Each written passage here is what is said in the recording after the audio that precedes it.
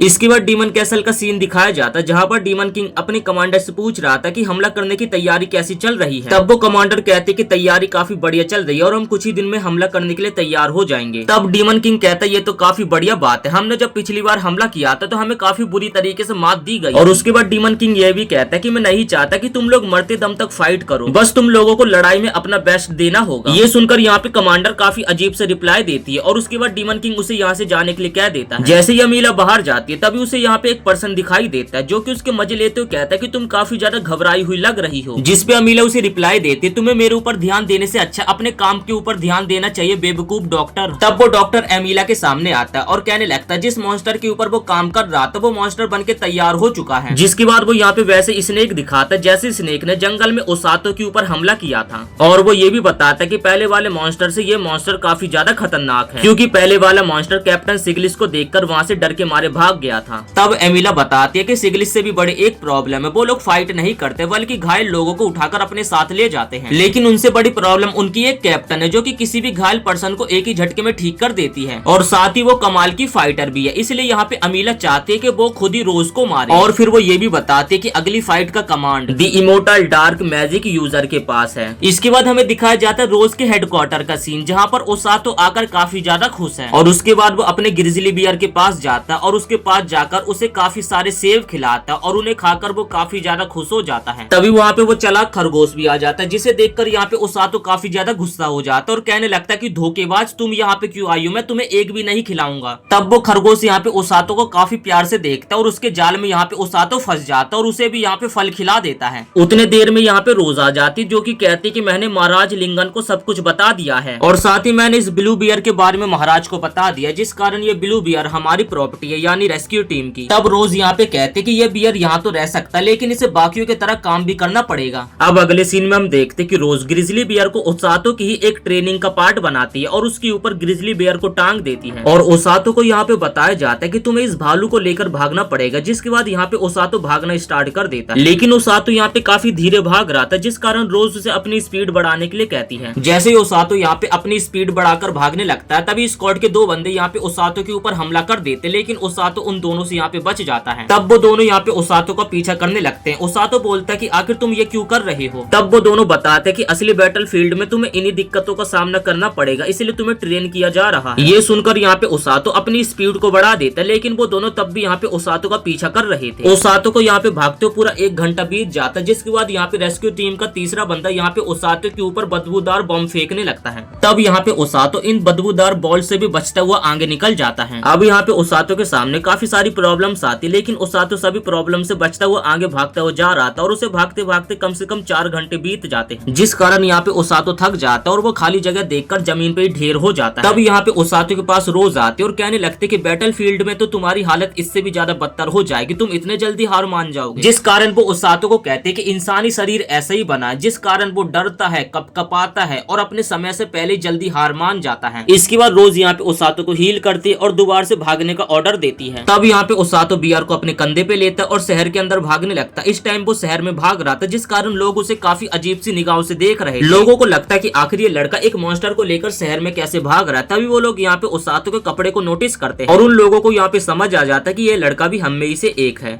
तभी यहाँ पे भालू को फ्रूट की स्मेल आती है जिस कारण वो यहाँ पे जाग जाता है और ओसातो को फ्रूट खरीदने के लिए कहने लगता है। जैसे ओसातो उस फ्रूट की दुकान पे पहुंचता है उस महिला से पूछने लगता है कि आखिर इस फ्रूट का क्या नाम है। तब वो महिला बताते कि ये फल हमारे राज्य के काफी प्रसिद्ध फल है और इनका नाम है बंद। जिसके बाद ओसातो उस महिला से एक और क्वेश्चन पूछता है कि मैं अपने पीठ के ऊपर एक मॉन्स्टर को लेकर भाग रहा हूँ लेकिन कोई भी मुझसे बिल्कुल भी डर नहीं रहा है। तब वो महिला बताती है कि तुम्हारे ड्रेस को देखकर यहाँ पे सभी लोग जान चुके हैं कि तुम भी दरअसल एक रेस्क्यू टीम का ही हिस्सा हो। तुमसे पहले भी यहाँ पे काफी सारे अजीब से लोगों को भागते हुए देखा जिस कारण सभी लोगों को इस चीज की आदत पड़ चुकी है। इसके बाद ओसातो कहता है कि जब मैं अगली बार आऊंगा तो आपसे फ्रूट जरूर खरीदूंगा। जिसपे वो सॉफ्ट ओनर कहते हैं कि तुम आए हो तो एक फ्रूट तो ले ही सकते हो। जिसपे ओसातो उस फ्रूट को ले लेता है और अपने ग्रिजली को खिला देता है। इसके बाद दोबारा से ओसातो भागने लगता है। एक अजीब सा आदमी उसका पीछा कर रहा था लेकिन ओसातो उसके ऊपर ध्यान नहीं देता लेकिन वो आदमी यहाँ पे थक हार के जमीन पे गिर जाता है। तभी यहाँ पे ओसातो की उस बंदे के ऊपर नजर पड़ती है। ओसातो उस बंदे को साइड में ले जाता है और अपने हीलिंग मैजिक का इस्तेमाल करके उस बंदे को हील कर देता है। तब वो बंदा बताता है कि मेरा नाम ओरिका है और मैं भी रोज की रेस्क्यू टीम का एक हिस्सा हूँ। इसलिए यहाँ पे ओसातो को वो बंदा बताता है कि मैं तुम्हारा सीनियर हूँ। तब यहाँ पे ओसातो बताता है कि मैं ऐसी रेगुलर ट्रेनिंग करता हूँ ताकि मैं अपनी स्ट्रेंथ को बढ़ा सकूं। ये सुनकर वो बंदा कहता है कि हमने भी रोज की ट्रेनिंग करी थी, लेकिन रोज की ट्रेनिंग हम लोग भी बिल्कुल भी बर्दाश्त नहीं कर पाए थे। तब यहाँ पे ओरिका बताते कि वो अपनी बहन के साथ यहाँ पे लोगों को ठीक करने का काम करता है अपनी हीलिंग मैजिक का इस्तेमाल करके। और वो ये भी बताता जो उसकी छोटी बहन है वो उससे 5 साल छोटी है, वो लोगों को तो ठीक कर देता अपनी हीलिंग मैजिक का इस्तेमाल करके, लेकिन वो खुद को ठीक नहीं कर पाता है। तब ओसातो पूछता है कि तुम्हारा रेस्क्यू टीम में काम क्या है, जिसपे यहाँ पे ओरिका बताने लगता है वो और उसकी बहन साथ में मिल घायल सैनिकों को अपने हीलिंग मैजिक का इस्तेमाल करके ठीक करने का काम करते हैं। ओरिका ओसातो को ये भी बताता है कि रोज ने उसे कहा था कि वो ओसातो को बैटल फील्ड की एकदम मिडल में रखेगी, जहाँ पर हीरोज ज्यादा रहते हैं, इसलिए उनकी जान का खतरा ज्यादा रहता है, इसलिए तुम्हें मिडल में रखा जाएगा। तब यहाँ पे ओरिका कहता है कि अब मुझे जाना चाहिए, वरना मेरी छोटी बहन देर से आने के कारण मेरे ऊपर गुस्सा करेगी। और उसके बाद यहाँ पे ओसातो भी अपनी ट्रेनिंग के लिए चला जाता है। तब यहाँ पे ओरिका की छोटी बहन आ जाती है। ओरिका की छोटी बहन उससे पूछती है कि तुम इतने देर से कहाँ थे, जिसपे वो बताता है कि मैं एक लड़के से मिला था, अगर तुम उस लड़के से मिलोगी तो तुम भी काफी ज्यादा एक्साइटेड हो जाओगी। अगले सीन में ओसातो कैसल के पास पहुंच जाता है, जहाँ पर खड़े गार्ड से वो कैसल के अंदर जाने की परमिशन मांगने लगता है। तब यहाँ पे ओसातो कैसल के अंदर पहुंच जाता है, जहाँ पर वो देखता है कि काफी सारे सैनिक यहाँ पे ट्रेनिंग कर रहे थे। तभी उसे यहाँ पे सिजुने भी दिखती है, जो कि अपनी ट्रेनिंग को छोड़कर ओसातो के साथ हाय हेलो करने लगती है। लेकिन तभी वो नोटिस करती है कि ओसातो के ऊपर एक मॉन्स्टर है और वो पूछने लगती है कि आखिर ये मॉन्स्टर तुम्हारे ऊपर क्या कर रहा है। तब ओसातो बताता है कि ये भालू मुझे ट्रेनिंग करते हुए मिला था, जिसपे यहाँ पे सिजुने कहने लगते कि ओसातो क्या मैं इस भालू को एक बार टच कर सकती हूँ। ओसातो कहता है कि तुम इसे टच कर सकती हो और गलती से ये तुम्हें काट भी लेगा तो मैं तुम्हें हील कर दूंगा। और जैसे सिजुने उस बियर को टच करने के लिए जाती है, तभी वो बियर यहाँ पे सिजुने के हाथ पे एक राफट मारता उसे दूर कर देता है। ये देखकर ओसातो कहता है कि शायद से ये तुमसे अभी शर्मा रहा है, तो तुम इस बात को दिल पे मत लेना। तब यहाँ पे सिजुने दोबारा से उस बियर को टच करने लगते, लेकिन इस बार तो वो बियर यहाँ पे सिजुने का हाथ ही चबा लेता है। तब यहाँ पे ओसातो बात संभालने की कोशिश करता है और कहता है कि शायद से ब्लूरिन को आप पसंद नहीं आई होगी, लेकिन अगले पल यहाँ पे ब्लूरिन ओसातो का भी हाथ चबा जाता और ये देखकर वो दोनों यहाँ पे काफी ज्यादा हैरान हो जाते हैं। तब यहाँ पे सिजुने कहते कि ये भी तुम्हें कुछ ज्यादा ही खास पसंद नहीं करता है। इसके बाद यहाँ पे ओसातो सिजुने के हाथ में काफी सारे छालों को देखता है और वो कहती है कि दरअसल ये ट्रेनिंग के कारण हुए हैं। तब यहाँ पे ओसातो सिजुने का हाथ पकड़ता है और अपने हीलिंग मैजिक का इस्तेमाल करके उसके हाथ को एकदम पहले की तरह ठीक कर देता है। ये देखकर यहाँ पे सिजुने काफी ज्यादा शर्माने लगती है और वो ओसातो से रोमांटिक होकर पूछते कि ये बताओ क्या तुम सिर्फ आज मुझसे मिलने के लिए आए हो। तब यहाँ पे ओसातो कहते हैं कि हाँ मैं यहाँ तुमसे और काजुकी से मिलने के लिए आया हूँ। तब यहाँ पे सिजुने बताने लगते, लेकिन यहाँ पे काजुकी तो कैसल में आज है ही नहीं, वो कैसल से बाहर गया हुआ एक्सपीरियंस करने के लिए कि मॉन्स्टर से कैसे लड़ा जाता है। इसके बाद हम यहाँ पे काजुकी को देखते, जो कि यहाँ पे जनरल सिगलिस से पूछने लगता है क्या डीमन लॉर्ड की आर्मी सच में काफी ज्यादा खतरनाक है। तब कैप्टन सिगलिस कहता है कि हाँ उनकी आर्मी काफी ज्यादा खतरनाक है, लेकिन इस बार हमें डरने की कोई भी जरूरत नहीं है क्योंकि हमारे साथ 2 हीरोज हैं। इसके बाद हमारा सीन दोबारा से ओसातो और सिजुने के ऊपर शिफ्ट होता है। ओसातो कहता है कि मैं आशा करता हूँ कि काजुकी एकदम ठीक होगा। तब यहाँ पे सिजुने कहने लगती है कि ये बस कुछ ही दिनों की बात है, जब यहाँ पे काजुकी वापस लौट कर आ जाएगा तो उसके बाद मुझे ट्रेनिंग पे जाना होगा। इसके बाद यहाँ पे ओसातो सिजुने को अलविदा बोल के पूरे दिन भर थक हार के पहुंच जाता है रोज के हेडक्वार्टर पे। फिर वो यहाँ पे ब्लूरिन को सुला देता है और उसके बाद वो रोज से मिलने के लिए जाता है और उसे कहता है कि आज की ट्रेनिंग काफी ज्यादा अच्छी थी। तब यहाँ पे ओसातो कहता है कि लेकिन मुझे और भी ज्यादा ट्रेनिंग करनी है। ये सुनकर यहाँ पे रोज काफी ज्यादा खुश होती और कहती कि जाओ फिर ट्रेनिंग करो।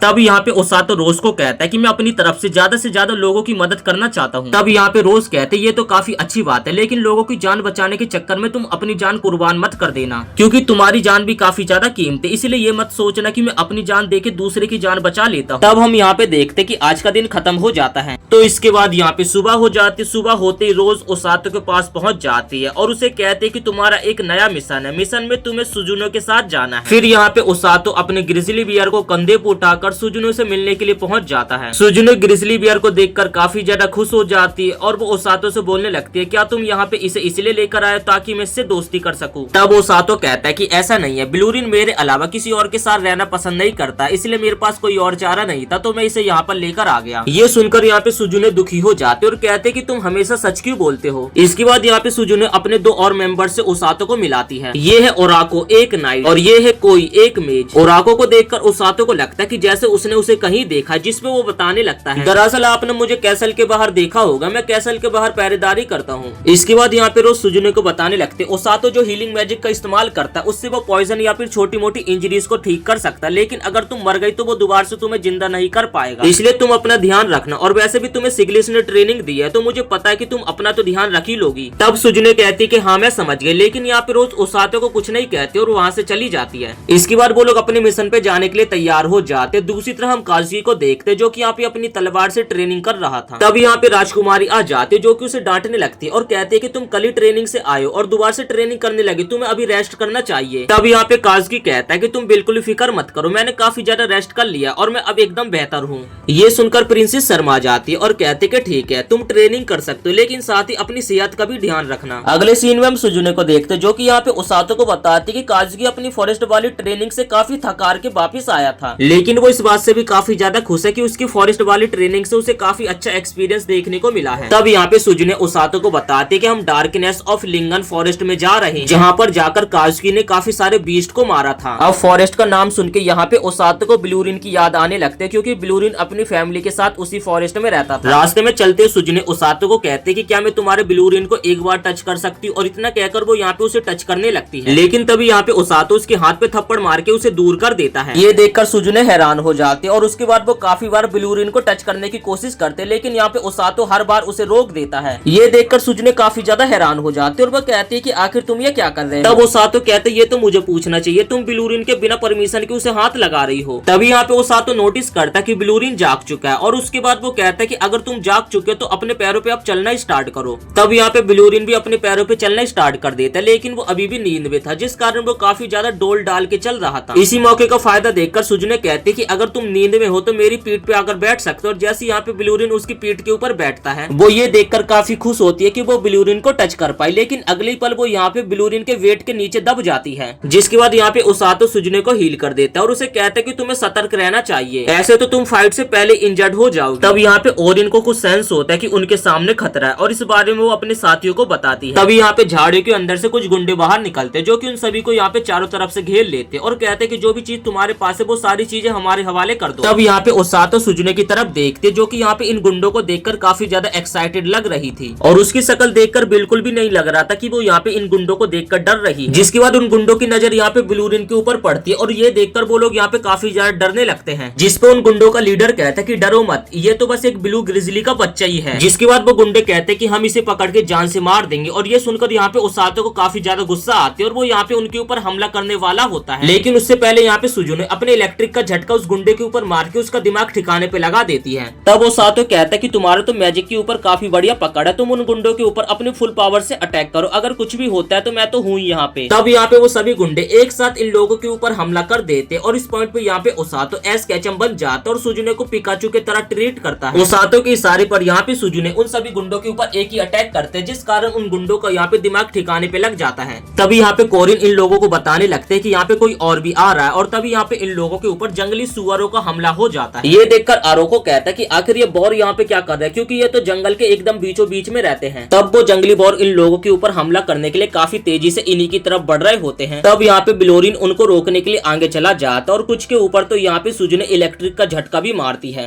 तभी यहाँ पे एक बौर सुजुने के ऊपर काफी तेजी से हमला करने के लिए आ रहा था। ओसातो उसे बचाने की कोशिश करता है, लेकिन यहाँ पे उन दोनों को टक्कर लग जाती है, जिसके बाद यहाँ पे ओसातो और सुजुने सीधे जाकर नदी में गिरते हैं। ओसातो को ये सब देख के याद आता है ये तो वही जगह जहाँ पर वो ब्लूरिन की फैमिली से बचकर भाग रहा था। इसके बाद यहाँ पे ओसातो सुजुने को बताता है कि आगे एक झरना आने वाला है और वो दोनों यहाँ पे झरने से नीचे गिर जाते हैं। अगले सीन में हम सुजुने को देखते हैं जो कि ओसातो को अपने कंधे के ऊपर उठा रही होती और कहती कि मैं इस जगह से तुम्हें एकदम सेफली बाहर निकालूंगी। तब यहाँ पे ओसातो की भी नींद खुल जाती है और वो कहता है कि मैं एकदम ठीक हूँ, और ये सब देख के यहाँ पे सुजुने को काफी ज्यादा शर्म आ जाती है और वो ओसातो को दूर कर देती है और कहती है कि तुम काफी जल्दी उठ गए। जिसपे यहाँ पे ओसातो कहता है कि दरअसल मैं थोड़ा सा आराम कर रहा था और वैसे तुम्हारे चेहरे पर एक कट लग गया। इसके बाद यहाँ पे ओसातो सुजुने की चोट को हील करने लगता है, जिसके लिए यहाँ पे सुजुने उससे शुक्रिया बोलती है। तब यहाँ पे ओसातो कहता है कि मुझे नहीं लगा था कि मुझे इस जंगल में वापिस आना होगा, पिछली बार में रोज के कहने पर इस जंगल में ट्रेनिंग करने के लिए आया था, लेकिन मुझे इस बात की खुशी है कि हम दोनों एकदम सुरक्षित हैं। तब यहाँ पे ओसातो नोटिस करता है कि उनके पास काफी कम चीज है, जिस कारण उन्हें खाने पीने की चीजें और रहने का ठिकाना ढूंढना होगा। तब यहाँ पे उन लोगों को एक केव मिल जाती है। ओसातो कहता है कि जंगल में भटकने से अच्छा कि हम इस जगह पे रुक जाएं, और उसके बाद ओसातो सुजुने को जाकर पर अपने कपड़े चेंज करने के लिए कहता है क्योंकि आप काफी ज्यादा भीग चुके। तब यहाँ पे सुजुने ओसातो की बात पे एग्री करते और उसके बाद वो अपने कपड़े चेंज करने के लिए जाने लगती है और कहते कि प्लीज झांकना मत। यहाँ पे ओसातो ने ये बात सुनी नहीं थी जिस कारण वो अजीब सा रिएक्शन देता है। इसके बाद वो लोग यहाँ पे सुजुने के इलेक्ट्रिक की पावर्स का इस्तेमाल करके काफी सारी मछलियों को पकड़ लेते हैं और उसके बाद यहाँ पे सुजुने अपनी पावर्स का यूज करके आग भी जला देती है। ये सब देख के यहाँ पे ओसातो काफी ज्यादा खुश होने लगता है और कहता है कि मैं आज काफी ज्यादा खुश हूँ कि आप मेरे साथ हो। तब यहाँ पे सुजुने कहते कि लेकिन इसमें आखिर रोने की क्या बात है। और उसके बाद यहाँ पे हम देखते कि ओसातो अपने सारे कपड़े उतार कर कच्छे में बैठ जाता है। ओसातो ने यहाँ पे अपने कपड़े नहीं पहने होते जिस कारण सुजुने उसकी यहाँ पे बॉडी देखकर काफी ज्यादा बिलस कर रही होती है। तभी यहाँ पे कुछ बंदर जैसे जानवर आ जाते हैं जिन्हें देखकर यहाँ पे सुजुने काफी ज्यादा खुश हो जाते और एक बंदर को टच करने लगते। तभी यहाँ पे एक बंदर उसकी उंगली में दांत काट लेता है। ओसातो यहाँ पे सुजुने को कहने वाला होता है कि प्लीज इन बंदर्स को बिल्कुल भी टच करने की भूल मत करना, लेकिन उससे पहले यहाँ पे सुजुने उसे टच कर देती है जिस कारण यहाँ पे सुजुने की बॉडी में उस बंदर का पॉइजन चला जाता है और तभी यहाँ पे ओसातो अपने हीलिंग मैजिक का इस्तेमाल करके उसे ठीक कर देता है। इसके बाद सीन शिफ्ट होता है और हमें महल का सीन दिखाया जाता है जहाँ पर एक छोटी सी चिड़िया उन सभी को बता देती कि जंगल में उन सभी के ऊपर हमला हुआ था जिसमें कि यहाँ पे सुजुने और ओसातो दोनों कहीं पे लापता है। तब यहाँ पे किंग कहते कि मैं तुम्हें ये बात नहीं बताना चाहता था लेकिन प्रिंसेस ने मुझे फोर्स करा, इस कारण मुझे तुम्हें ये बात बतानी पड़ी। तब यहाँ पे काजुकी कहता है कि क्या आपने उनको ढूंढने के लिए किसी को भेजा है, जिस पे यहाँ पे किंग कहता है कि हाँ उनको ढूंढने के लिए एक टीम इकट्ठा हो रही है, सुबह होते ही वो उनको ढूंढने के लिए रवाना हो जाएगी। तब काजुकी कहता है कि कल सुबह तो काफी देर हो जाएगी, मैं खुद जा रहा हूँ उन दोनों को ढूंढने के लिए। काजुकी यहाँ से जाने वाला होता है तभी उसके सामने रोजा आ जाते जो कि कहते कि अगर सुजुने के साथ ओसातो होगा फिर तो वो दोनों एकदम ठीक होंगे। ओसातो मेरी सपोर्टिंग टीम का हिस्सा, वो इतने जल्दी तो नहीं मरने वाला, तो तुम्हें उसकी बिल्कुल भी फिक्र नहीं करनी चाहिए। इसके बाद सीन शिफ्ट होता गुफा में, हम सुजुने को देखते हैं जिसे काफी ज्यादा यहाँ पे नींद आ रही होती है। वो ओसातो को कहते हैं कि हमें बारी बारी से सोना चाहिए। ओसातो तभी सुजुने को कहते हैं कि आप पहले सो जाओ। तब यहाँ पे सुजुने कहते कि नहीं, तुमने काफी ज्यादा हीलिंग मैजिक का इस्तेमाल किया था इसलिए पहले तुम सो जाओ। और इसके बाद यहाँ पे ओसातो सो जाता है। तभी यहाँ पे बारिश भी काफी जोर से होने लगती है जिसके बाद सुजुने ओसातो को बोलती है कि क्या ओसातो तुम सो गए। ओसातो कहता है कि नहीं, मैं जगा हुआ हूँ, क्या हुआ। सुजुने यहाँ पे ओसातो से उसकी फीलिंग्स के बारे में पूछने लगते है कि तुम्हें इस दुनिया में कैसा लग रहा है और क्या तुम घर वापस जाना चाहते हो।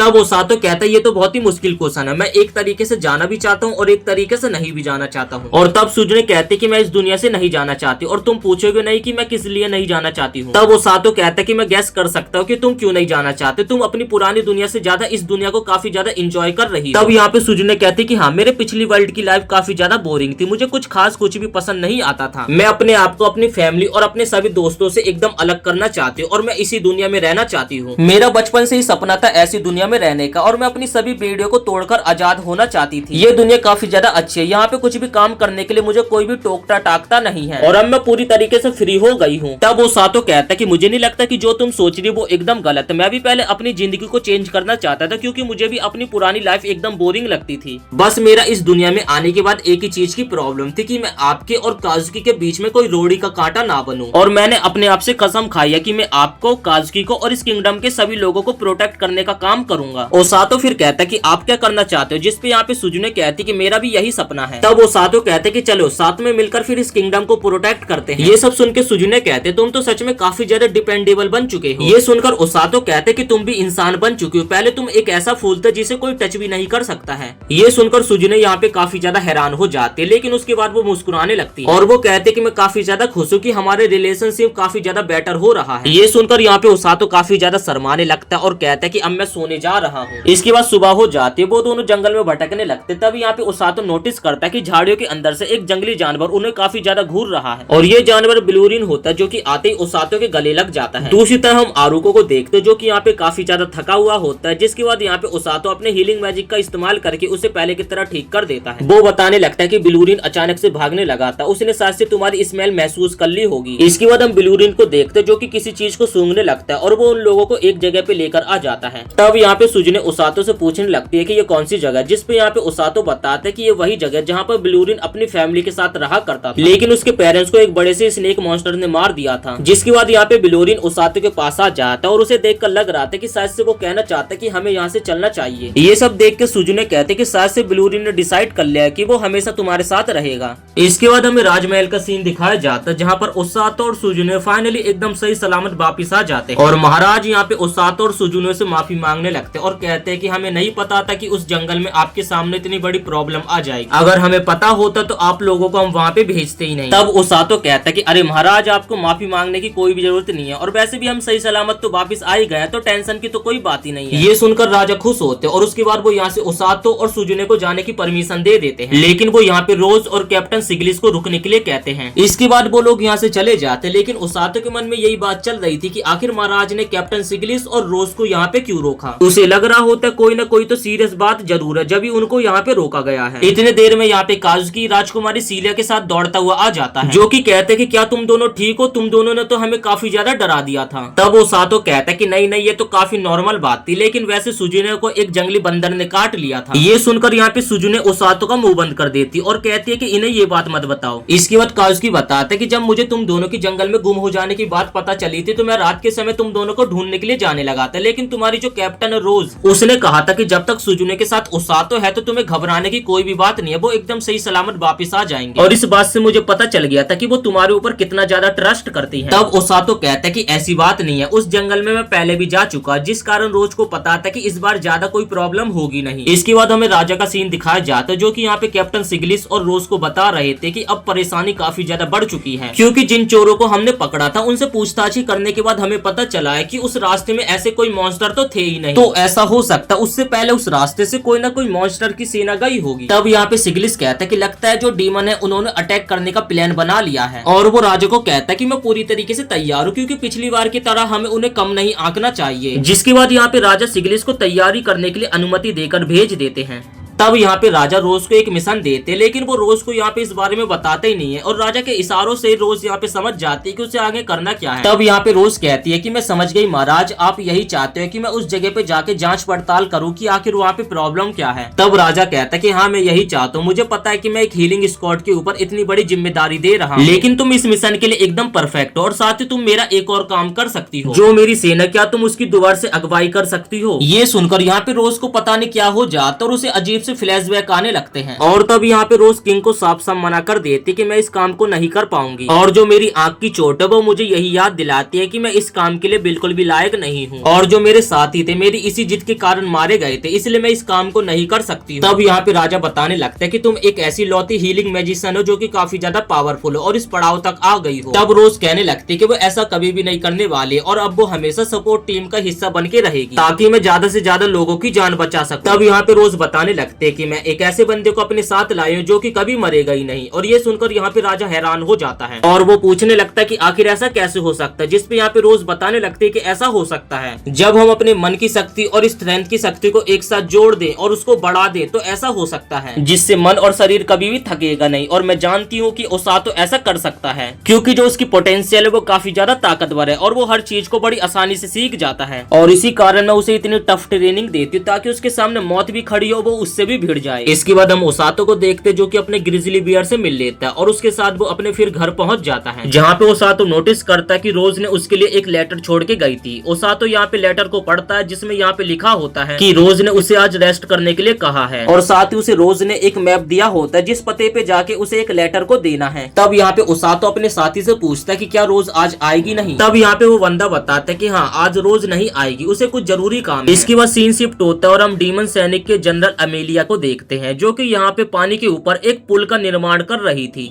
उसका प्लान ये था कि अगर किसी तरीके से ये पुल बन जाए तो अगले पल वो यहाँ पे किंगडम के ऊपर हमला कर देंगे, और इनका यहाँ पे काम ऐसे ही जोरों शोरों से चल रहा होता है। तभी इन लोगों को यहाँ पे पता चलता है कि इनके ऊपर किसी ने हमला किया है, जो कि ये कोई और नहीं बल्कि रोज होती है, जो कि यहाँ पे एक पेड़ को तोड़ती है और उस लकड़ी के पुल पे दे मारते, जिस कारण यहाँ पे पुल टूट जाता है, और डीमंस का यहाँ पे एक प्लान फेल करके रोज 9-11 हो जाते, और वो अपने मन में कहती कि मैं तो यहाँ पे ये चेक करने के लिए आई थी कि डीमंस आखिर जंगल में कर क्या रहे, अब हमें और थोड़ा समय मिल जाएगा तैयारी करने का। इसके बाद हम ओसातो को देखते जो कि लेटर के मैप को देखता हुआ उसी डायरेक्शन में आ जाता है जहाँ पर कि उसे उस लेटर को डिलीवरी करना था। ओसातो तभी कहता है कि रोज को इस किंगडम के चप्पे चप्पे के बारे में पता है, जिस कारण उसने इतने डिटेल में इस मैप को बनाया है। अब ओसातो उस जगह पे आ जाता है जहाँ पे उसे इस लेटर को देना था, और उसके सामने एक लड़की आती है, और वो यहाँ पे ओसातो को देखकर ही पहचान जाती है कि तुम रेस्क्यू टीम का हिस्सा हो और तुम्हारा नाम ओसातो है।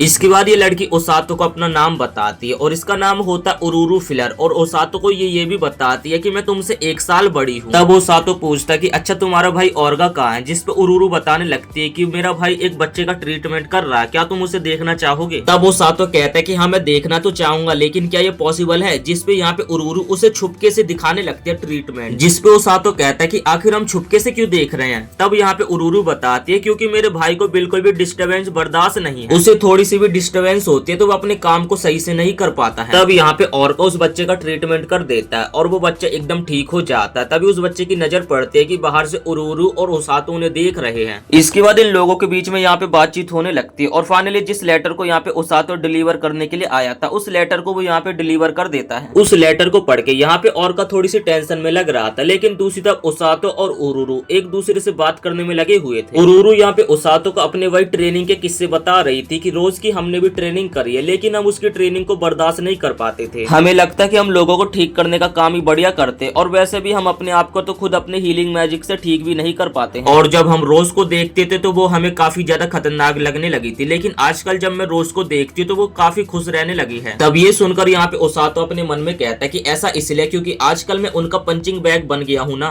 और ये लोग यहाँ पे आपस में बात कर ही रहे होते, तभी यहाँ पे एक आदमी भागता हुआ आता जो कि कहता है कि मेरे एक साथी का पैर टूट गया, चलिए मेरे साथ आप उसका पैर ठीक कर दो। ये सुनकर यहाँ पे ओर्गा तैयार हो जाता है, लेकिन वो अपने साथ ओसातो को भी चलने के लिए इनवाइट करता है। इसके बाद हम देखते हैं कि ये लोग उस जगह पे पहुंच जाते हैं जहाँ पर एक्सीडेंट हुआ था, और इस एक्सीडेंट में काफी सारे लोग घायल थे। और जो ओसातो था वो तो दौड़ने में काफी ज्यादा माहिर है, तो वो दौड़कर यहाँ पे काफी जल्दी आ जाता है, लेकिन दूसरी तरफ ओर्गा की हालत काफी ज्यादा खराब हो जाती है। इसके बाद वो लोग यहाँ पे ट्रीटमेंट करने लगते हैं, और जिस बंदे के पैर में चोट लगी हुई थी यहाँ पे ओर्गा ओसातो को उस बंदे को ठीक करने के लिए कहता है। ओसातो यहाँ पे थोड़ा सा हिचकिचा रहा था क्योंकि उसने ऐसी कभी भी बड़ी चोट को ठीक नहीं किया है। तब यहाँ पे ओसातो याद करता है कि उसे जंग के मैदान में इससे भी बड़ी बड़ी चोटें, इससे भी बड़े बड़े घाव को ठीक करना होगा, और उसके बाद वो यहाँ पे अपना काम करना शुरू कर देता है। ओसातो यहाँ पे ओर्गा को घबराया हुआ दिखता है, जिसपे ओर्गा उसे समझाता है कि घबराने की कोई भी बात नहीं है, तुम अपना काम करो, तुम्हारे अंदर एक ऐसी खास पावर है जिससे तुम लोगों के दर्द को ठीक कर सकते हो, और मुझे तुम्हारे ऊपर पूरा भरोसा है। ये सुनकर यहाँ पे ओसातो के मन में मोटिवेशन आता है, और उसके बाद वो यहाँ पे अपने काम को करना शुरू कर देता है। इसी तरीके से ये लोग सभी को ठीक कर देते और यहाँ से जाने लगते। तब यहाँ पे ओर्गा कहते कि सच में ओसातो आज तुमने काफी बढ़िया काम किया है। तब यहाँ पे उरुरु कहते कि जिस बंदे का तुमने ट्रीटमेंट किया था उस बंदे का तो यहाँ पे दर्द पूरी तरीके से गायब ही हो गया था, और तुमने सच में काफी बढ़िया काम किया। जिसके बाद यहाँ पे ओर्गा कहने लगता है कि हम दोनों से ये क्लिनिक संभलता नहीं है, तो तुम कभी कभी आकर हमारी मदद कर दिया करो। तब ओसातो कहता है कि मैं जरूर आऊंगा, और उन दोनों को अलविदा कहकर चला जाता है। जिसके बाद यहाँ पे ओर्गा अपनी बहन उरुरु को उस लेटर के बारे में बताता है कि रोज ने उस लेटर में क्या लिखा था, हमें जंग के लिए तैयार होना होगा, तुम्हारी तरह ओसातो को भी एक्सपीरियंस नहीं है इस जंग का। तब यहाँ पे उरुरु अपने भाई से पूछते कि क्या जंग सच में होकर ही रहेगा। जिसके बाद ओर्गा अपनी बहन उरुरु को तसल्ली देता है कि घबराने की कोई भी बात नहीं है, सब कुछ एकदम ठीक है। और उसके बाद हम ओसातो को देखते हैं जो कि अपने ब्लूरिन के लिए उस बूढ़ी औरत से काफी सारे फलों को खरीद लेता है, और ऐसे ही वो फल खाते हुए यहाँ से जा रहा होता है। तभी उसके पास एक छोटी सी बीस्ट बच्ची आती है जो कि ओसातो को कहती है कि तुम ही उस चीज को देख सकते हो, तुम ही उस चीज को बदल सकते हो। और उसके बाद वो यहाँ पे अपने फ्यूचर देखने की पावर्स का इस्तेमाल करती है और ओसातो को फ्यूचर दिखाने लगती है। इस लड़की के द्वारा दिखाया गया फ्यूचर में दिखाया जाता है कि जंग में इनकी सेना हार चुकी, और साथ ही एक बंदे ने यहाँ पे हीरोज को भी जान से मार दिया है। ऐसा दर्दनाक फ्यूचर देख के यहाँ पे ओसातो अंदर ही अंदर काफी ज्यादा खौफ में आ जाता है। वो लड़की ओसातो को कहती है कि अब मैंने तुम्हारी बहुत ज्यादा मदद कर दी है, और इतना कहकर वो लड़की यहाँ से भाग जाती है। ओसातो उस लड़की का पीछा करता है, लेकिन अचानक से वो लड़की कहीं गायब हो जाती है। ओसातो यहाँ पे उस लड़की को चारों तरफ ढूंढने लगता है, क्योंकि उस लड़की ने यहाँ पे ओसातो को इतनी पेचीदी चीज बता दी थी जो कि ओसातो ने सपने तक में नहीं सोचा था। और उसके बाद वो इस बारे में एक गार्ड को बताता है। वो गार्ड बोलता है कि ऐसी बच्ची तो मैंने आज तक नहीं देखी है। इतने देर में यहाँ पे रोज आ जाती, रोज को देखकर वो गार्ड यहाँ से डर के मारे भाग जाता। तभी यहाँ पे ओसातो कहता है कि मैं यहाँ पे ऐसे ही आया था, लेकिन यहाँ पे रोज को कुछ लग रहा था कि ओसातो उससे कुछ छुपा रहा है। जिसके बाद वो यहाँ पे ओसातो को एक हाथ से उठा लेते और पूछने लगते हैं कि बताओ क्या चल रहा है तुम्हारे माइंड में। जिसके बाद ओसातो को यहाँ पे सारी कहानी बतानी पड़ जाती कि ओसातो यहाँ पे एक बीस्ट फॉग गर्ल को ढूंढ रहा है। तब यहाँ पे रोज कहते हैं कि वैसे इस राज्य में एक भी बीस्ट फॉग नहीं है, लेकिन मैं हैरान हूँ कि आखिर वो तुम्हें कहाँ मिल गई, क्योंकि बीस्ट फॉग गर्ल जो होती है वो काफी ज्यादा रेयर होती है और उन्हें काफी इजीली बेच दिया जाता है, क्योंकि वो खूबसूरत होने के साथ साथ उनके अंदर मैजिकल पावर्स भी काफी ज्यादा होती है। तब ओसातो कहता है कि ऐसी बात है, लेकिन क्या ऐसी बीस्ट फॉग भी हो सकती है क्या जिनके पास भविष्य देखने की ताकत हो। तब रोज कहती कि हाँ 2-3 तो है, मैंने उनके बारे में सुना भी है, लेकिन वो काफी ज्यादा रेयर है, जिस कारण वो लोगों को जल्दी नहीं मिलती है। तब यहाँ पे ओसातो समझ जाता है कि अच्छा वो वही लड़की है जो कि फ्यूचर देख सकती है। रोज को यहाँ पे ओसातो की बात करने के तरीके से समझ आ जाता है कि यहाँ पे ओसातो उससे कुछ छिपा रहा है, लेकिन वो उसे कुछ भी बताता नहीं है। जिसके बाद रोज कहते हैं कि मुझे थोड़ा सा जरूरी काम है, तो मैं राजमहल राजा से मिलने के लिए जा रही हूँ, तुम सीधा घर जाना। इसके बाद सीन शिफ्ट होता है राजमहल पे, जहाँ पर रोज राजा को सारा कार्यक्रम बताती कि कैसे यहाँ पे डीमंस उनके ऊपर हमला करने के लिए एक पुल बना रहे थे, लेकिन उसने उनके उस पुल को तोड़ दिया था, जिस कारण अभी उन्हें तैयारी करने का और थोड़ा समय मिल जाएगा। तब यहाँ पे राजा कहते हैं कि मुझे ऐसा ही कुछ लगा था, वो डीमंस जल्द से जल्द हमारे ऊपर हमला करने के लिए तैयारी कर रहे हो, लेकिन तुमने रोज उस पुल को तोड़कर भी काफी अच्छा काम किया, जिस कारण मैं तुम्हारा काफी ज्यादा शुक्रमंद हूँ। जिस पे राजा कहता है कि हमें भी अपनी तैयारी कर देनी चाहिए, और साथ ही मैं अपनी प्रजा को भी ये बता दूंगा कि जंग का आह्वान हो चुका है। इसके बाद यहाँ पे राजा कैप्टन सिगलिस को कहने लगता है कि काजुकी और सुजुने को भी बता देना कि बहुत जल्द जंग का आह्वान होने वाला है। इसके बाद यहाँ पे काजुकी और सुजुने को राजा के सामने पेश किया जाता है, और राजा यहाँ पे उन दोनों को A to Z सारी चीजें बता देता है कि आगे क्या होने वाला है। दूसरी तरफ हम ओसातो को देखते जो कि सोया हुआ होता है, लेकिन उसके माइंड में वही सारी बातें चल रही होती जो कि उस फॉग गर्ल ने कहा था कि तुम ही सारी चीजों को बचा सकते हो। और मुझे तो ये समझ नहीं आ रहा कि उस फॉग गर्ल ने ऐसा क्यों कहा कि आखिर में इतना ज्यादा इंपॉर्टेंट क्यों इस फाइट से। तभी यहाँ पे ओसातो नोटिस करता है कि उसकी खिड़की पर बिजली सी चमक रही है, और जैसे वो खिड़की के पास जाकर देखते तो यहाँ पर उससे काजुकी मिलने के लिए आया होता है। यहाँ पे काजुकी ओसातो को कहने लगता है कि मुझे बिल्कुल भी नींद नहीं आ रही है, और मुझे पता है कि तुम्हारी सुबह ट्रेनिंग होगी, जिस कारण तुम्हें डिस्टर्ब भी हो रहा होगा। तब ओसातो कहता है कि टेंशन नॉट, इस चीज की मुझे आदत पड़ चुकी है। तब यहाँ पे ओसातो पूछता है कि आखिर तुम मुझसे यहाँ पे मिलने के लिए क्यों आए हो, जिस पे यहाँ पे काजुकी बताने लगता है कि अभी कुछ देर पहले हमारी राजा से बात हुई थी, और राजा ने हमें A to Z सारी चीजें बता दिया कि जंग का आह्वान हो चुका और जंग होकर ही रहेगी। लेकिन मुझे इस चीज को सोचकर काफी ज्यादा डर लग रहा है, क्योंकि मुझे एक रियल की जंग में जाना होगा। शुरुआत में तो मैं ये सारी चीजें हल्के में ले रहा था, लेकिन मुझे अब काफी ज्यादा डर लग रहा है। और जब शुरुआत में मैं जंगल में सिगलिस के साथ ट्रेनिंग पे गया था, जब हमारी मॉन्स्टर से फाइट हो गई थी, ऐसा मुझे तब भी एहसास हो रहा था। मेरे अचानक से उस समय हाथ पैर ही काम करना बंद कर दिया था, लेकिन तब भी मैंने उन मॉन्स्टर से फाइट करा। और सच बताओ कि ओसातो, मेरे अंदर फाइट करने की बिल्कुल भी हिम्मत नहीं है। ये बात सुनकर यहाँ पे ओसातो काजुकी को संभालता और कहता है कि सच बताओ आप काफी ज्यादा अमेजिंग हो। लोगों के अंदर ऐसी हिम्मत होना कि वो अपनी कमजोरी को एक्सेप्ट करे, ये बहुत ही ज्यादा मुश्किल होता है। तब यहाँ पे काजुकी ओसातो से कहता है कि क्या तुम इस जंग में जाओगे और चल के हमारी मदद करोगे। तब यहाँ पे ओसातो कहता है कि ये बात तो मैंने काफी समय पहले सोच ली थी कि मैं इन लोगों की मदद जरूर करूंगा, क्योंकि इन लोगों ने मुझे काफी अच्छे से ट्रीट और ट्रेन किया है, और मैंने ये डिसाइड कर लिया कि मैं इन लोगों के लिए अपनी जान भी निछावर कर दूंगा। तब यहाँ पे काजुकी ओसातो को समझाने लगता है कि तुम पागल तो नहीं होगा, ये जंग एकदम रियल वाली जंग है, इसमें तुम्हारी जान भी जा सकती है। लेकिन यहाँ पे ओसातो ने तो अपना मन बना लिया होता है, और वो साथ ही यहाँ पे काजुकी को भी हिम्मत देता है कि तुम बिल्कुल भी चिंता मत करो, तुम ये जरूर कर सकते हो, तुम इस चीज को सोचकर देखो, तुम्हारे अंदर बहुत ही पोटेंशियल है, तुम इस चीज को जरूर कर पाओगे। अब ओसातो की ये सारी बातें सुनकर काजुकी के अंदर एक नई मोटिवेशन आता है, और वो अपने आप के एक जोर का चाटा मारता है और कहता है कि मैं ये जरूर कर सकता हूँ। आखिर मेरे अंदर ऐसा ख्याल कैसे आया, और मैंने भी अपना मन बना लिया कि मैं भी इस राज्य और यहाँ के लोगों की रक्षा करूंगा, चाहे इसमें मेरी जान भी चली जाए। इसके बाद ये दोनों जंग के लिए यहाँ पे एक दूसरे को गुड लक बोलते हैं, और इतना कहकर यहाँ से काजुकी चला जाता है। और ओसातो सोचता है कि फाइनली अब मैं आराम की नींद लूंगा, लेकिन उतनी ही देर में पीछे से सुजुने की आवाज आती है, जो कि कहने लगती कि हे, तुम दोनों के बीच में कितना ज्यादा प्यार है। तब ओसातो कहता है कि अच्छा, तुम हम दोनों की बात छुपके से सुन रही थी, जिस पे सुजुने कहते कि अरे तुम्हें तो सरप्राइज होना चाहिए था कि अरे बाप रे, तुम यहाँ पे कैसे आ गई, लेकिन तुमने तो ऐसा कुछ भी रिएक्शन नहीं दिया। जिस पे ओसातो कहते कि मुझे पता था अगर तुम देखोगे कि काजुकी चिंता में है तो तुम उसका पीछा जरूर करोगी। जिस पे सुजुने कहते कि हाँ, मैं इसलिए आई थी, लेकिन तुम सच बताना, क्या तुम सही में नहीं चाहते कि काजुकी जंग में जाए। जिस पे ओसातो कहता है कि हाँ, मैं नहीं चाहता कि वो इस जंग में जाए, और साथ ही तुम भी इस जंग में जाओ, लेकिन तुम्हारी बात काजुकी से अलग है, तुमने इस दुनिया को अपना लिया, जिस कारण तुम इस जंग में जा सकती हो। ये सुनकर सुजुने कहते कि तुमने सही कहा, और इतना कहकर यहाँ से सुजुने चली जाती है। फाइनली यहाँ पे सुबह हो जाती है, और यहाँ पे राजा अपने सभी सैनिकों को जंग की आह्वान आ चुकी है, और उसके लिए यहाँ पे तैयार रहने के लिए कहता है कि किसी भी वक्त यहाँ पे जंग शुरू होने वाली है, और हमारे सामने डार्क डीमंस की सेना ने जंग का आह्वान कर दिया, इसलिए मैं चाहता हूँ कि आप लोग भी उनसे बदला लेने के लिए एकदम तैयार हो जाओ। और इस बार जीतना इतना भी आसान नहीं होगा, क्योंकि वो लोग इस बार काफी ज्यादा ताकतवर बनकर आए हैं, लेकिन हमारे साथ भी हमारे हीरोज काजुकी और सुजुने, जो कि जंग में इस बार आगे रहेंगे। और यहाँ पे हम सपोर्टिंग टीम को भी देखते, जो भी यहाँ पे जंग के लिए एकदम तैयार है। और राजा अपने सिपाहियों को ये भी बताते कि पिछली बार जैसे सपोर्टिंग टीम ने हमारी मदद करी थी, उसी तरीके से वो इस बार भी हमारी मदद करने वाले। और मुझे आप लोगों के ऊपर पूरा भरोसा कि आप लोग इस जंग को जीत कर जरूर आओगे, और हमें अपने मासूम प्रजा की जान बचाने के लिए इस जंग को जरूर लड़ना होगा, और साथ ही इस जंग को जरूर जीतना होगा, और हम लोग भी दिखा देंगे कि हम भी किसी से कम नहीं है, और इस जंग को जरूर जीतेंगे। और ये सुनकर यहाँ पे सभी सैनिक जोर से चिल्लाते हैं, ये जंग हम जरूर जीतेंगे। इसके बाद हम काजुकी को देखते, जो कि जाता है राजकुमारी सीलिया के पास, और उन्हें बताने लगता है कि फाइनली मैंने डिसाइड कर लिया है कि मैं इस जंग को जरूर लड़ूंगा। ये सुनकर यहाँ पे सीलिया थोड़ा बहुत काजुकी के लिए फिक्र करने लगते हैं, क्योंकि मन ही मन में वो काजुकी को काफी ज्यादा पसंद करने लगी है। सीलिया यहाँ पे काजुकी को रोक नहीं सकती, इसलिए वो यहाँ पे काजुकी को मोटिवेशन करती है और कहते हैं कि जंग में अपना ख्याल जरूर रखना। इसके बाद हमें सपोर्टिंग टीम का हेडक्वार्टर दिखाया जाता है, जहाँ पर जो उरुरु होती है वो यहाँ पे ब्लूरिन को टच करने की कोशिश कर रही थी, लेकिन बाकियों की तरह यहाँ पे ब्लूरिन उसे भी टच करने नहीं देता है। ये देखकर वो यहाँ पे काफी ज्यादा हैरान हो जाते हैं और उसके बाद रोने लगते हैं। लेकिन इतने देर में यहाँ पे ओरका आ जाता है, जो कि ओसातो से मदद मांगता है और वो ओसातो को कहता है कि मुझे काफी ज्यादा अच्छा लग रहा है कि तुम हमारी यहाँ पे मदद करने के लिए आए हो, लेकिन सच बताओ जो उरुरु है वो अंदर से काफी ज्यादा डरी हुई है, जो कि तुम्हारी तरह बिल्कुल भी दिखा नहीं रही है। तभी ओसातो की टीम का यहाँ पे एक टकला आदमी आता है, जो कि कहता है कि ओसातो तुम्हें रोज बुला रही अपने रूम में। ये सुनकर यहाँ पे ओसातो काफी ज्यादा डर जाता है, क्योंकि रोज किसी को भी इतने जल्दी अपने रूम में नहीं बुलाते। जिसके बाद यहाँ पे ओसातो डरते हुए उससे मिलने के लिए चला जाता है। तब यहाँ पे ओसातो रोज से पूछने लगता है कि आखिर आपने मुझे यहाँ पे क्यों बुलाया है, जिस पे यहाँ पे रोज बताती है तुम्हें याद है एक बार मैंने तुम्हें बताया था कि इस जंग में तुम्हारा आखिर क्या काम होने वाला है, जिस पे ओसातो कहता है कि हाँ आपने बताया था कि मुझे इस जंग में आपके साथ एकदम आगे रहना है। तब रोज कहते कि हाँ तुमने सही कहा, लेकिन जंग की शुरुआत में हम एकदम आगे नहीं रहेंगे। हमारा काम ये होगा कि जंग में जितने भी सिपाही आगे घायल हो रहे होंगे उन्हें जल्द से जल्द हमें ओरका और उरुरु के पास लेकर आना है, जिसके बाद वो दोनों घायलों का ट्रीटमेंट कर देंगे। मतलब कि रोज यहाँ पे ये समझाना चाहते कि इन दोनों को मिडल में रहना एकदम, जिससे ये दोनों दुश्मनों के नजरों में ना आए। इसके बाद फाइनली यहाँ पे रोज ओसातो का जो हीलिंग स्क्वाड का ड्रेस होता है उसे यहाँ पे उसे दे देती है, और ड्रेस को पहनने के बाद जो ओसातो होता है यहाँ पे काफी ज्यादा औसम लग रहा था। तब यहाँ पे रोज ओसातो की कॉलर पकड़ती है और उसे समझाने लगती है कि इस बात का ध्यान रखना कि जंग में तुम्हारे दोस्त कौन है और दुश्मन कौन है, इस बात का ख्याल रखना है। और जो हीलर होते हैं वो अमर नहीं होते, तो तुम ये मत सोचना कि मैं अपनी जान कुर्बान करके किसी दूसरे सैनिक की जान बचा लेता हूँ। तब रोज कहती कि बेवकूफ, मैंने ऐसे काफी सारे लोगों को देखा जो कि जंग में अपनी जान नहीं बचा पाते हैं, इसलिए फर्स्ट मैं कह रही हूँ कि तुम अपनी जान बचाना और बाद में ही दूसरे की जान बचाना, क्योंकि अगर एक बार तुम गए तो सब गया। जिसके बाद यहाँ पे रोज की बातों को सुनकर ओसातो के मन में काफी ज्यादा मोटिवेशन आ जाता है और वो कहता है कि आप इस चीज की बिल्कुल भी फिक्र मत करिए, मैं लोगों को भी जान बचाऊंगा और साथ ही अपनी भी जान बचा के रखूंगा। और इसके बाद रोज कहती कि मुझे तुम्हारे ऊपर पूरा भरोसा है। और तब यहाँ से ओसातो चला जाता है और वो अपने मन में सोच रहा होता है कि अगर वो भविष्यवाणी सच है तो मैं उस भविष्यवाणी को एकदम चेंज करके रहूंगा और मैं सारे लोगों की जान बचाऊंगा। और इतना कहकर यहाँ से ओसातो निकल जाता है।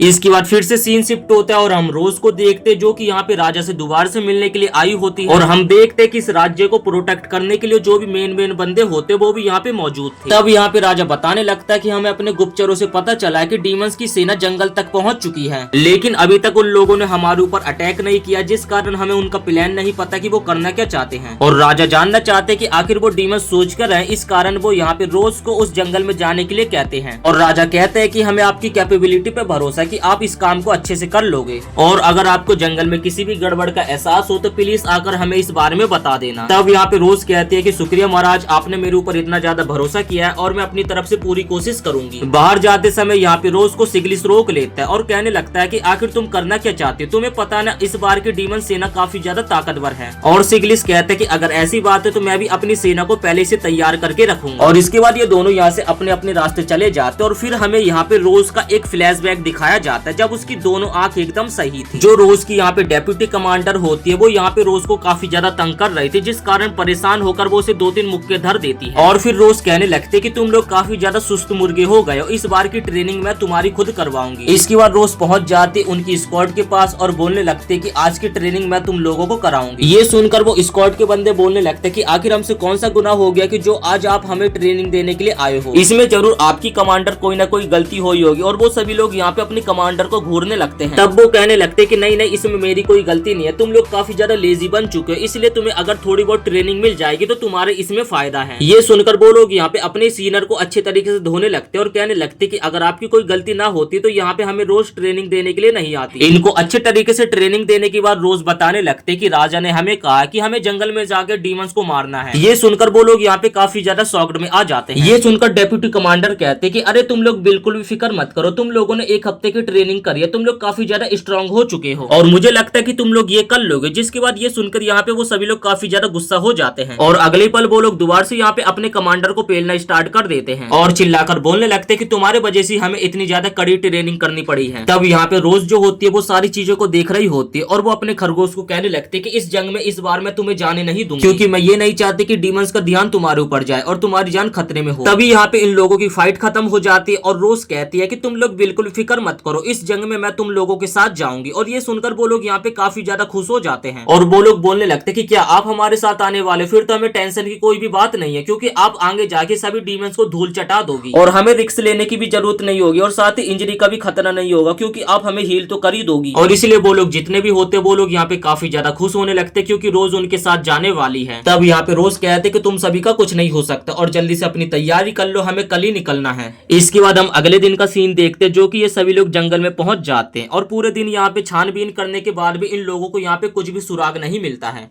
इसके बाद वो लोग यहाँ पे जंगल में आग जलाकर अपना डेरा बना लेते हैं। तभी यहाँ पे उनकी जो डेप्यूटी कमांडर होती है वो कहने लगती है कि आज का दिन हमारा पूरी तरीके से बर्बाद हुआ है, लेकिन हमने डिसाइड किया जंगल का जो पश्चिम दिशा है कल हम वहाँ पे जाके जांच करेंगे और हमें उसके लिए अपने घोड़ों को भी छोड़कर जाना होगा, क्योंकि वो जगह काफी ज्यादा खतरनाक है। तब यहाँ पे वो सभी लोग कहने लगते हैं कि इससे अच्छा पहले हम घोड़ों से सभी जगहों पे जाके जांच कर लेते हैं, जिसपे वो कमांडर कहने लगते हैं कि अभी इन चीजों का समय नहीं है, हमें पश्चिम दिशा में जाना होगा। तब यहाँ पे वो सभी लोग उसकी बातों पे एग्री करते हैं। ये सब सारी चीजें यहाँ पे रोज सुन रही थी, जो कि कहती है कि अब तुम लोग बिल्कुल भी बकवास मत करना और जाकर सो जाओ। और रोज कहती कि अभी मैं पहरा दे रही हूँ तो तुम लोग सो जाओ, हम लोग बारी बारी से यहाँ पे पहरा देंगे। जिसके बाद वो सभी लोग यहाँ पे सो जाते, लेकिन रोज को एहसास होता है कि उसकी डेप्यूटी कमांडर अभी भी जगी हुई है और रोज उसे कहती है कि उठो और बताओ तुम किस बात से चिंतित हो। जिसके बाद वो रोज के सामने बैठती है और उसे सारी बातें बताने लगती है कि वो किस बात से यहाँ पे टेंशन में है। और उसे ऐसा महसूस हो रहा है कि रोज ने उसे डेप्यूटी कमांडर बना के कोई गलती करी है, क्योंकि वो इतनी भी काबिल नहीं है और इन सभी लोगों को संभालना उसके लिए बहुत ही ज्यादा मुश्किल का काम है। तब यहाँ पे रोज कहने लगती है कि तुम्हारे कहने का मतलब है कि जो मेरा डिसीजन है वो रॉन्ग है। और ये सुनकर यहाँ पे डेप्यूटी कमांडर काफी ज्यादा डर जाती है, जिसपे वो कहते कि नहीं नहीं मैं ऐसा नहीं कह रही हूँ, लेकिन आपको मेरे अंदर ऐसा क्या दिखा जिसके कारण आपने मुझे डेप्यूटी कमांडर बना दिया। क्योंकि आपको याद होगा जब मैं स्टार्टिंग में आई थी तो मैं अपने आप को काफी ज्यादा नकारा समझती और जितने भी मेरे सामने लीडर आए मैंने उन सभी की बिल्कुल भी बातें नहीं मानी और वो लोग हार मान गए कि इस लड़की को वो लोग कुछ भी नहीं सिखा पाएंगे। लेकिन वो आप थी जिन्होंने मुझे काफी टफ ट्रेनिंग दी थी और उस ट्रेनिंग को मैं आज तक नहीं भूल पाई हूँ और आपने मेरा आज तक साथ नहीं छोड़ा है। तब यहाँ पे रोज कहती है कि तुम्हें क्या लगता है मैंने तुम्हें ऐसे ही डेप्यूटी कमांडर बना दिया, तुम्हारे अंदर पोटेंशियल था और तुम कभी भी हार नहीं मानती हो और ऐसा पोटेंशियल एक कमांडर के अंदर जरूर होना चाहिए। और मुझे पता है कि आगे चल के ये सभी लोग तुम्हारी बात जरूर मानेंगे, क्योंकि मैं लाइफ टाइम तो इस स्क्वाड को नहीं संभाल सकती, इसलिए तुम आगे चल के एक डेप्यूटी कमांडर से कमांडर भी बन सकती। और ये सुनकर वो यहाँ पे काफी ज्यादा हैरान हो जाती है। ये सुनकर वो काफी ज्यादा पैनिक में आ जाते और चिल्लाने लगते कि नहीं नहीं नहीं आखिर मैं ऐसा कैसे कर सकती हूँ। जिस पे रोज कहते कि पैनिक मत करो, आगे चल के तुम्हें ये फर्ज तो जरूर निभाना ही होगा।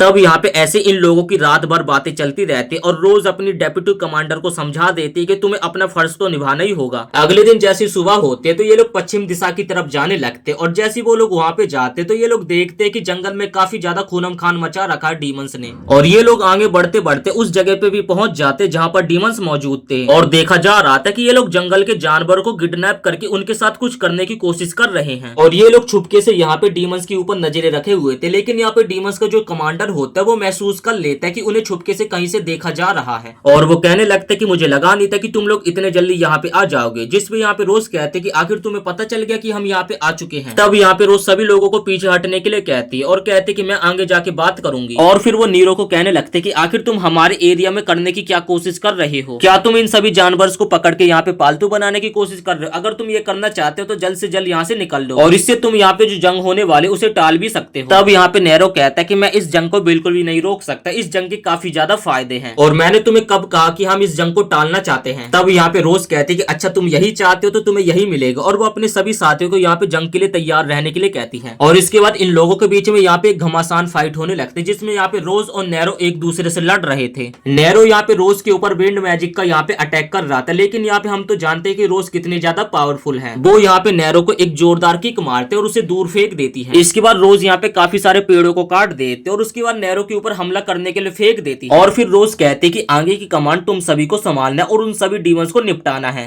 इसके बाद यहाँ पे नेरो एकदम सीरियस हो जाता है, क्योंकि उसके ऊपर रोज भारी पड़ रही थी और फिर वो अपनी यहाँ पे एक पॉइजनस तलवार को निकालता है और उसके बाद वो दोनों यहाँ पे भिड़ जाते हैं।